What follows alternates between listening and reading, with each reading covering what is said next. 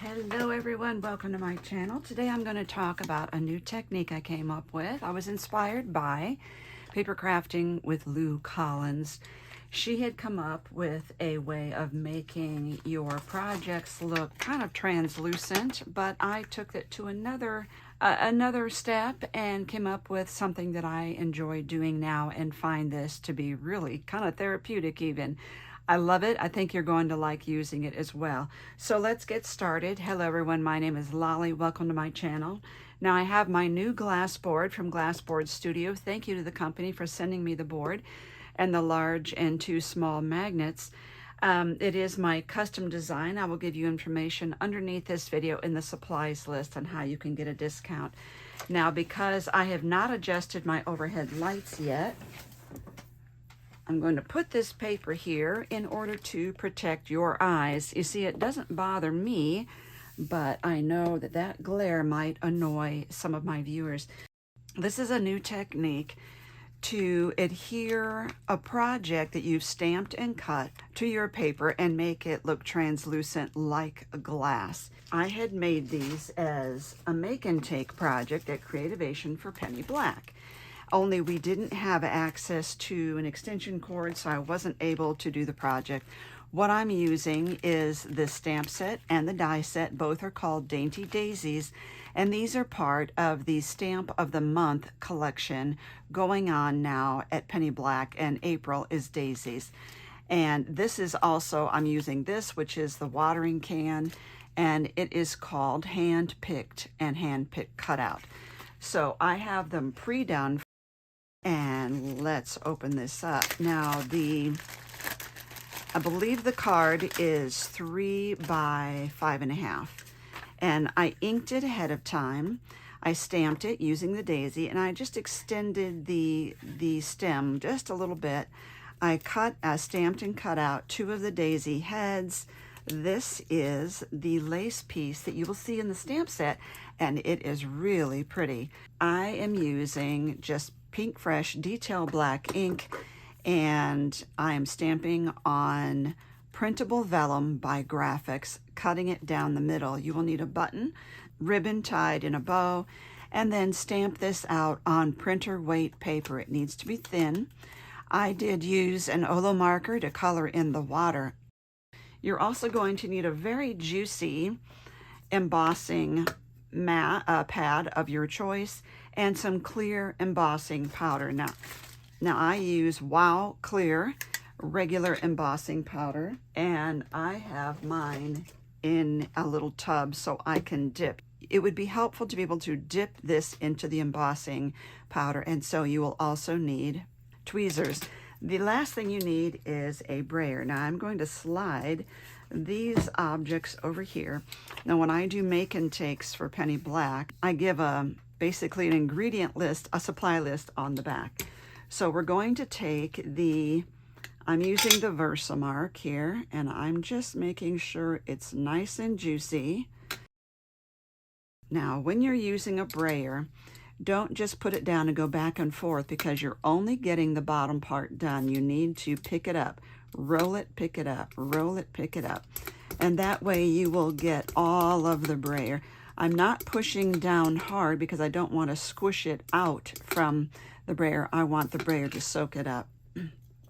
Now we're going to bray back and forth here. I'm going from the middle out. And it will tend to see how it tends to roll up onto the brayer. That's why I'm holding it down with my fingernail. I'm going to pick it up and go back. I love that I can do this on the glass mat. Let's see. And I'm looking to make sure it's shiny all over. Okay, we're good. Now I'm going to set this aside.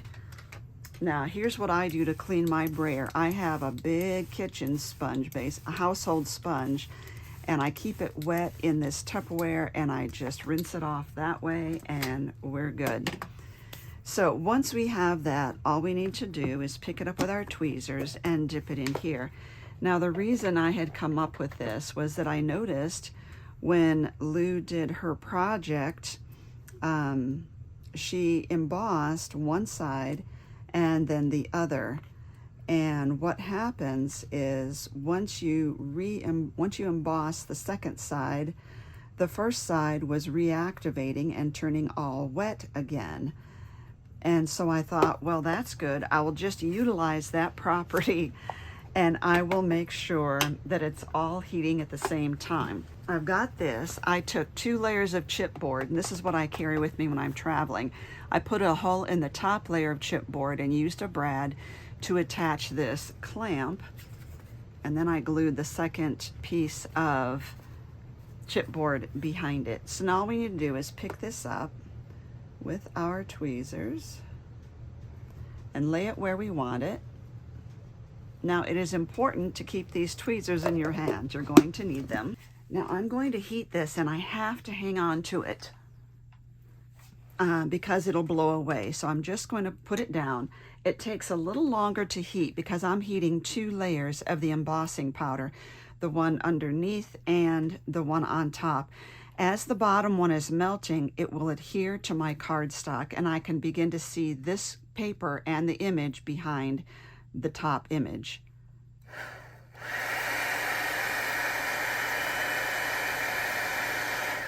I need to get that. There we go.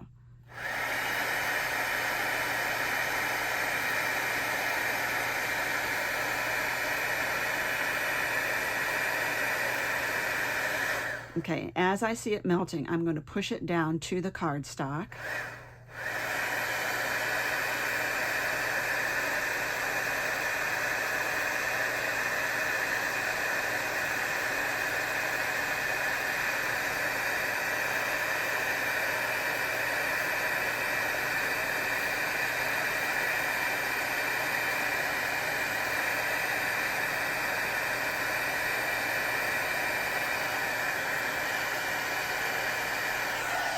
Okay, and it's done.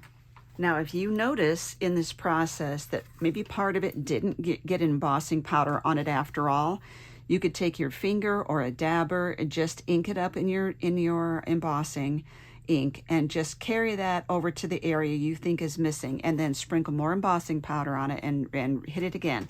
See how this is sticking to my paper, and you could see the design behind it.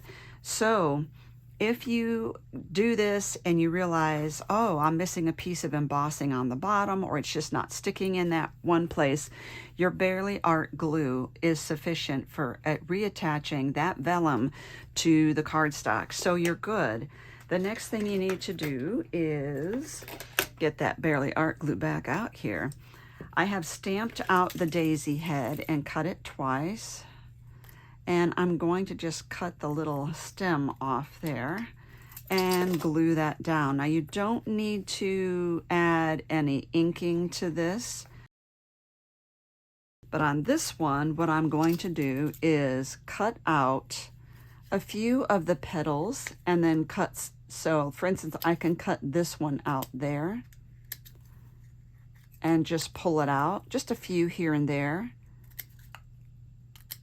And then also what I want to do is cut slits in between the other petals.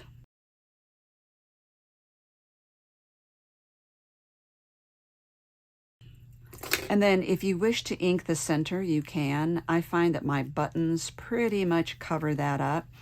Then I'm just kind of rolling those petals up, placing that down there, right in the middle. And then it does help to have a good adhesive for gluing down your embellishment. You can use a flat back pearl. You can use a button. I find the buttons take up, fill in that space a lot better. Now I am going to use the gem tack. Now since I had this open, I went ahead and used that for my bow as well. I usually use Fabri-Tac for bows. And put that in the middle right there. Okay, the only thing we have left is this lace, which I think stamped lace is so beautiful.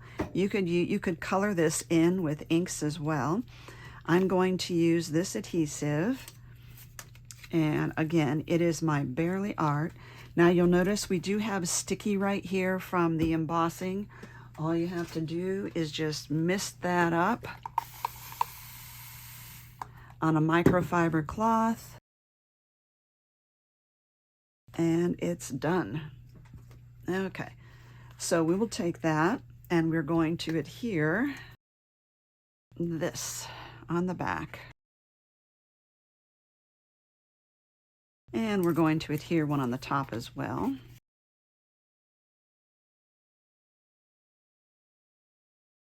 And then just turn it over and trim off the edges.